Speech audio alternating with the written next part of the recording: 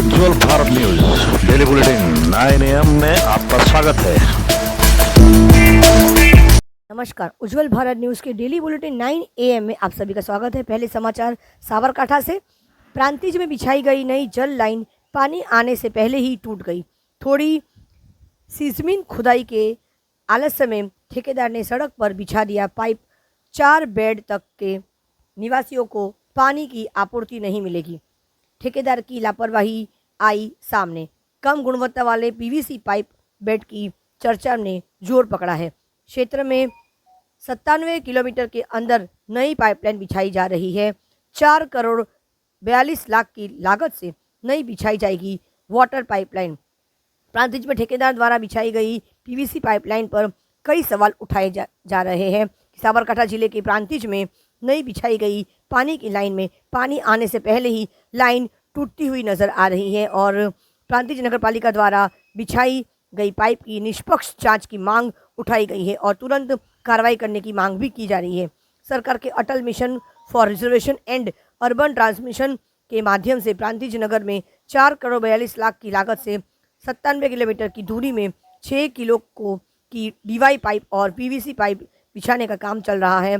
प्रांतिज नगर में साफ पानी उपलब्ध कराने के लिए शहरवासियों के पीने के पानी की पाइपलाइन बिछाने का काम चल रहा है और ये काम पालनपुर के उमिया बिल्डर्स चेतन भाई पटेल ठेकेदार द्वारा बिना ऊंचे नीचे देखे पानी की लाइन ठेकेदार खोद कर बिछाई जा रही है।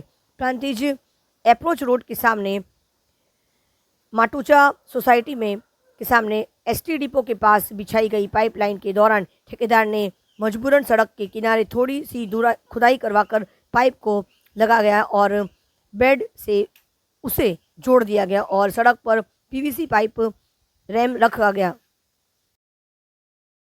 इसी बड़े मुद्दे को लेकर रोशनीबेन पटेल मुख्य अधिकारी, उनका क्या कहना है वो भी जान लेते हैं। थ्रू મને જાણ થઈ કે અમારું બસ સ્ટેન્ડનો જે સર્વિસ સ્ટેશન છે ત્યાં આગળ એક પાઇપ તૂટી ગયેલી છે એવું મારા ધ્યાને એ વસ્તુ આવેલી છે અત્યારે હમણાં.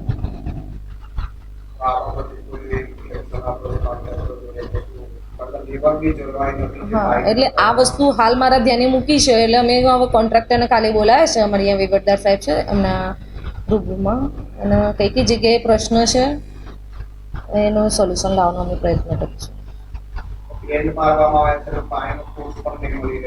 હા એટલે એ જે અમને હાલ જે જણાવ્યું છે કે કોઈ જગ્યાએ કોઈક બેન્ડ 2-3 મારેલા છે એવો એટલે શું છે અમે કાલે સ્થળ તપાસ સાહેબ સાથે કરી અને એનું શું છે અને એનું સોલ્યુશન શું આવે કારણ કે આ તો શું અમારા ફોર્સનો જે બી પ્રશ્ન છે એ એનાથી સોર્ટ આઉટ થઈ જાય એટલે કાલે હવે સ્થળ પર જઈને ભાઈને મેં કોન્ટ્રાક્ટરને બોલાવે છે એટલે એના ત્યાં જઈશું અને શું છે અને એનું સોલ્યુશન શું આવી શકે એનો પ્રયત્ન કરીશું. आइए आपको ले चलते बनासकांठा की बड़ी खबर। बनासकांठा जिले के बड़गांव तालुका के माही गांव में चौंकाने वाली घटना सामने आई है। भाई ने अपनी भाभी के साथ अनैतिक रिलेशनशिप संबंध के अपने भाई की ही हत्या कर दी है। हत्या को अंजाम देने के बाद पूरी घटना को एक्सीडेंट का रूप देने की कोशिश की गई, लेकिन पुलिस को मिली जानकारी के आधार पर जब शव को कब्र से बाहर निकाला गया और पीएम यानी पोस्टमार्टम कराया गया तब पूरी घटना का खुलासा हो गया। पुलिस ने आरोपी भाई को उसके साथी को गिरफ्तार कर लिया है और पूरे मामले में आगे की जांच कर रही है।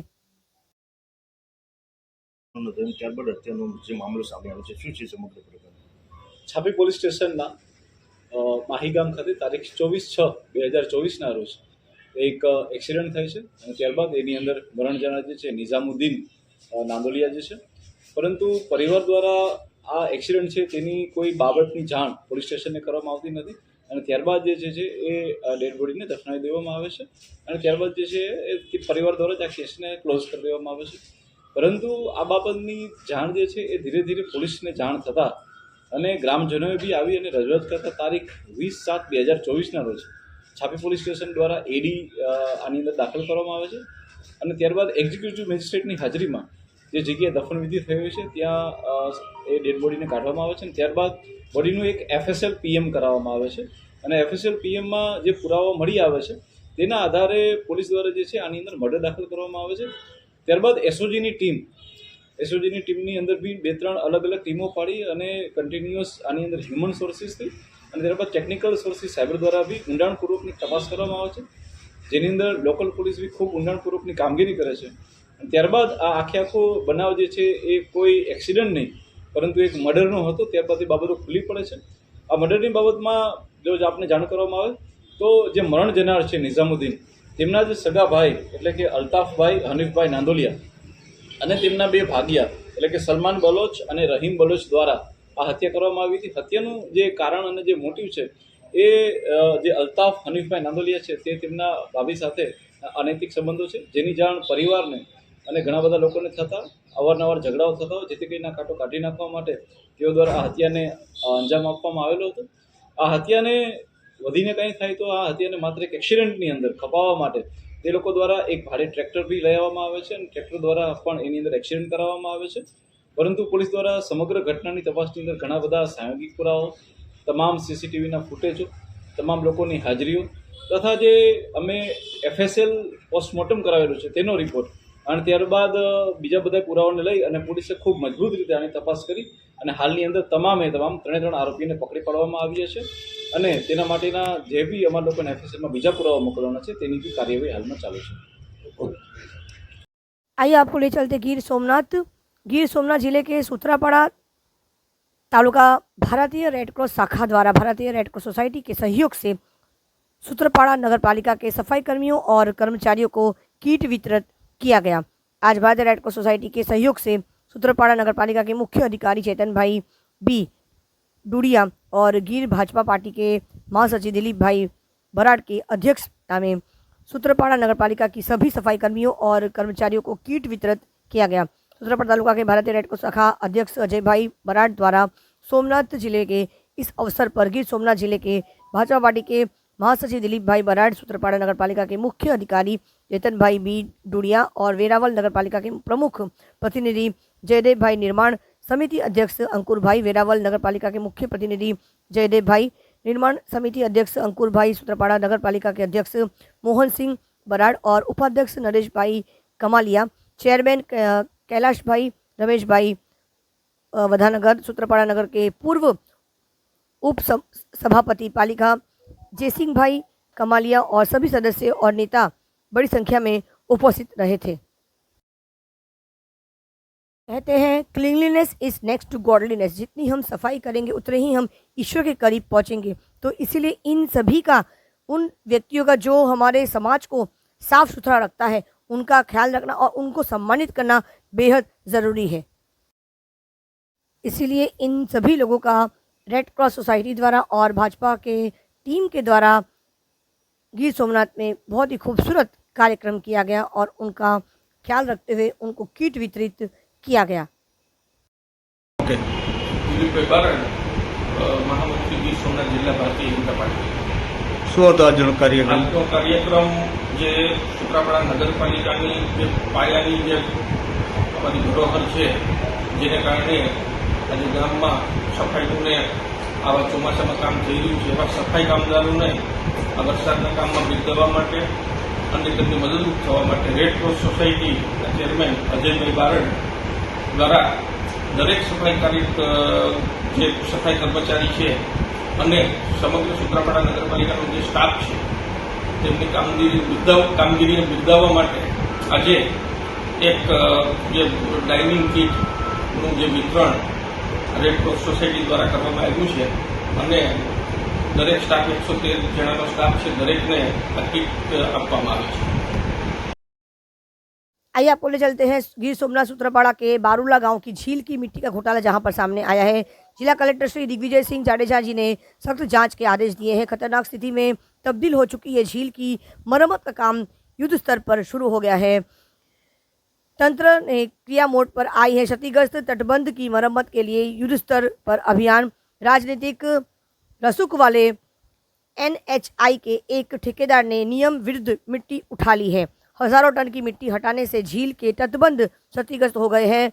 बारूला के अलीद्रा के को जोड़ने वाली सड़क के भी झील में डूबने की आशंका जताई जा रही है. मिट्टी उठाने की दी गई अनुमति संदेह के घेरे में है. हजारों टन की मिट्टी की रॉयल्टी चोरी का बड़ा घोटाला सामने आया है। एक राजनीतिक नेता के मामले को दबाने के लिए गांधीनगर भागना और जांच में बड़ा घोटाला उजागर होने की संभावना भी जताई जा रही है। जिलाधिकारी ने डीडीओ से रिपोर्ट तलब की है। राजनीतिक साख वाले भूमाफिया घड़ल्ले से चल रहे हैं। आपको बता दें कि जब तक आप मिट्टी को खोदते नहीं है तब तक वो उस पूरे स्थान के साथ संगठित रहती है, और जैसे ही आप उसे खोदना शुरू करते हैं उसका गठन टूटने लगता है और कुछ ज़्यादातर मिट्टी बार बार प्रहार के कारण रेत में बदल जाती है, जो कि उस संगठन के अनुरूप कम है। और आप इसे भौतिकी की भाषा में ऐसे समझ सकते हैं कि जो मिट्टी की संरचना का आयतन और घनत्व खोदने से पहले था वह खोदने के बाद समान नहीं रहता, और वातावरण की थोड़ी बहुत नमी के कारण उसका घनत्व बदल जाता है और बार बार प्रहार की वजह से उसका आयतन भी घटता रहता है। इसे आप साधारण तरीके से ऐसे समझ सकते हैं कि अगर आप मिट्टी का कोई टुकड़ा ले और उसे रेत में बदल दे तो उसका वजन तो उतना ही रहेगा, मगर उसकी रेत होने की वजह से जगह घेरने की क्षमता बढ़ जाएगी और पहले से ज़्यादा जगह को ढक देगी, लेकिन ज़्यादा ऊंचाई तक नहीं। पौधों के लिए नहीं, हमारे मनुष्य जीवन के लिए भी मिट्टी बहुत ज़रूरी है। पौधों के लिए मिट्टी उनके विकास के लिए आवश्यक पानी और खनिजों के भंडार के रूप में कार्य करती है। ये मिट्टी पर या मिट्टी में रहने वाले कई जानवरों के आश्रय भी प्रदान करती है। मिट्टी के बिना घास नहीं होगी, फसल नहीं होगी, पेड़ नहीं होगी, हमारे और अन्य जानवरों के लिए कोई भोजन भी नहीं होगा। आपको बता दें कि स्वस्थ मिट्टी हजारों अलग अलग प्रजातियों के कवच, बैक्टीरिया और जीवों के लिए आवास प्रदान करती है, जो फिर पृथ्वी के कार्बन, नाइट्रोजन और जल चक्रों को चलाने के लिए मिलकर काम करती है, जिसमें हम जीवित रहने के लिए आवश्यक पोषक तत्व और भोजन भी हमें इसी मिट्टी के द्वारा मिलता है। आपको बता दें कि मिट्टी लोगों और ग्रहों दोनों के लिए महत्वपूर्ण है। मिट्टी भोजन और दवा का महत्वपूर्ण स्रोत है और ये हमारे पानी को भी एक महत्वपूर्ण छानती और शुद्ध करती है, बाढ़ को कम करती है और जलवायु परिवर्तन के खिलाफ लड़ाई में महत्वपूर्ण भूमिका भी निभाती है। इसे चमत्कारी पदार्थ के बारे में और हम जानने का प्रयास करेंगे अगले एपिसोड में, लेकिन तब तक हम देखते हैं कि किस प्रकार से सूत्रापाड़ा के बारूला गांव में मिट्टी घोटाले का बड़ा मामला सामने आया। उस पर हमारे गिर सोमनाथ के जिला कलेक्टर श्री इस बारे में क्या कहते हैं, आइए जानने का प्रयास करते हैं।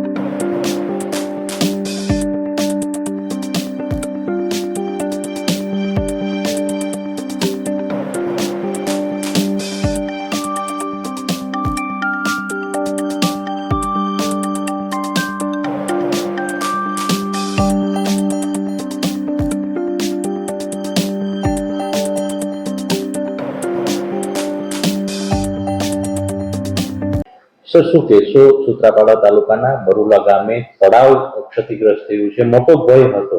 આપના દ્વારા ત્વરિત એક્શન લેવામાં આવ્યા છે. શું પગલાં લેવામાં આવ્યા છે પ્રાથમિક? જે તળાવમાં જે ખોદકામથી જે એનો પાળો અને બાજુનો જે રસ્તો છે એ ભયજનક થઈ જવાથી જે એના ઇન્ચાર્જ ડેપ્યુટી એન્જિનિયર છે એને તાત્કાલિક અસરથી સૂચના આપી અને પ્રથમ જે એનો પાળો છે એને રિપેર કરવા માટે જે કાંઈ સેન્ડબેગ કે બીજી કોઈ પણ જે રેમેડી હોય એ ટેકનિકલી જોઈ કરવાની અને રસ્તો છે એને મજબૂત કરવાની સૂચના આપી છે. અમારા એસડીએમને અમે સૂચના આપી છે કે આનું સુપરવિઝન કરવું અને આ કામગીરી ખૂબ સારી રીતે થાય અને ભવિષ્યમાં હજી તો પહેલો વરસાદ છે, હજી 2 મહિના વરસાદ રહેવાનો છે, તો આ તળાવને કે પાળાને કે એનાથી કોઈ ગામને નુકસાન ના થાય એની પૂરતી તકેદારી સૂચના આવી છે.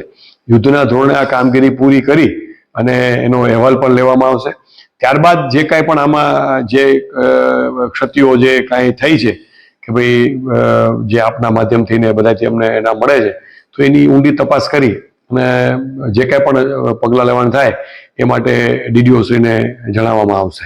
પ્રાથમિક તબક્કે એવી પણ ચર્ચા છે કે આવી મંજૂરી છે, મંજૂરીને લઈને અનેક શંકાઓ કુશંકાઓ ઉભી થઈ રહી છે, કારણ કે સુજલામ સુફલામ સિવાય આવી કોઈ મંજૂરી આપવી યથાયોગ્ય નહોતી અથવા યોગ્ય બચ્યું છે. તો આ બાબતે જે તંત્રના કોઈક અધિકારીઓ છે તેની પણ ક્યાંક ને ક્યાંક ભૂમિકાઓ સામે આવી રહી છે. આ દિશામાં કેવી તપાસ? એ જ મેં જિલ્લા કક્ષાએ રૂબરૂ બોલાવીને એ જ સૂચના આપી હતી કે એક તો આ રિપેરિંગ કરાવો ને બીજું આ બાબતને ઊંડા ઉતરીને જે કાંઈ પણ એને ફાઇલ કે રેકર્ડ જે ઓફિસમાં હોય એનો અભ્યાસ કરી અને મંજૂરી આપી છે, વિભાગની મંજૂરી આપી છે, કઈ રીતે આપી છે, ક્યાં ધારાધોરણ આપી છે એની તપાસ કરી અને જે કાંઈ પણ જો કોઈ એમાં કસતો છે તો 100% પગલાં લેવામાં આવશે. રાજ્યના મંત્રીને સમસ્ત ઠાકોર અને કોળી એકતા મિશન દ્વારા આવેદનપત્ર આપવામાં આવ્યું, જેમાં ગુજરાત રાજ્યના આરોગ્ય મંત્રી ઋષિકેશ પટેલના પીએ જગદીશ પંચાલ દ્વારા 1000 કરતા વિદ્યાર્થીઓ પાસેથી નોકરીની લાલચ આપી લાખો રૂપિયાની છેતરપિંડી કરી, જેની વિગત એમ છે કે વર્ષ 2022ની અંદર ગૌણ સેવા પસંદગીની MPHW ની પરીક્ષા પૂરી થઈ. આ પરીક્ષાની અંદર રાજ્યના આરોગ્ય મંત્રી ઋષિકેશભાઈ પટેલના પીએ જગદીશ પંચાલે આ વિદ્યાર્થીઓને એમ કીધેલું કે અમારા મંત્રીનો એવો આદેશ છે કે તમે એવા વિદ્યાર્થી ગોતો કે જે આપણને પૈસા આપે, જેનું બારોબાર મેરિટમાં નામ આવી જશે અને આ લોકો ડાયરેક્ટ નોકરીએ ચડી જશે.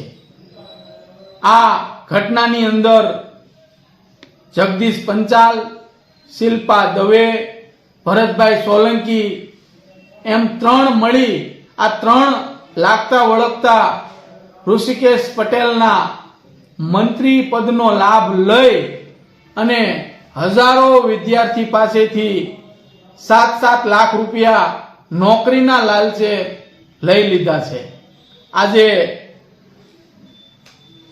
શિક્ષિત બેરોજગારની સંખ્યા વધી છે, એવામાં આ ઘટના પ્રકાશિત થઈ કે ખરેખર ખૂબ દુઃખની બાબત કહેવાય.